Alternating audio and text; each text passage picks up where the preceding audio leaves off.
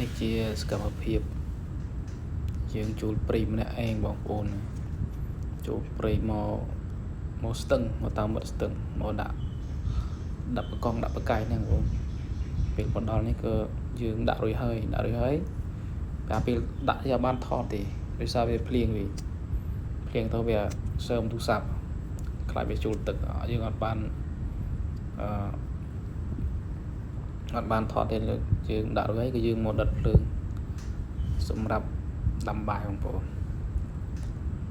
ឥឡូវយើងដុតភ្លើងក៏មិនងាយឆេះទៀតដោយសារវាសើមអស់ទៅកាប់អស់ទូចហើយដាក់ជួនអស់ឡើងមិនចេះតិចហើយត្រង់ឆេះនឹងឆេះយូរដែរបងប្អូន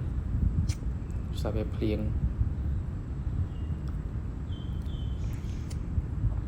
ខ្លាំងភ្លៀងជប់1 ម៉ោង 2 ម៉ោងពិបាកដុតភ្លើងមែនតើបងប្អូនហើយនៅមួយម៉ូតឯងទៀតកណ្ដាលយប់ស្ងាត់ប៉ុន្តែដូចជាអត់អីទេបងប្អូន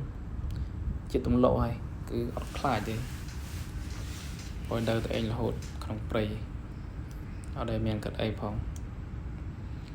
ពេលមុនរាំងខ្លាចតែឥឡូវដូចមិនលែងខ្លាចបាត់ហើយព្រៃធ្លាប់ដើរធ្លាប់អីអត់ខ្លាចដូចមុនទេមុនដើរខ្លាចតែឥឡូវយើងស្គាល់ហើយយើងដូចជាលែងខ្លាចហើយម្នាក់ឯងក៏ទៅគ្នាច្រើនក៏ទៅរហូតឯង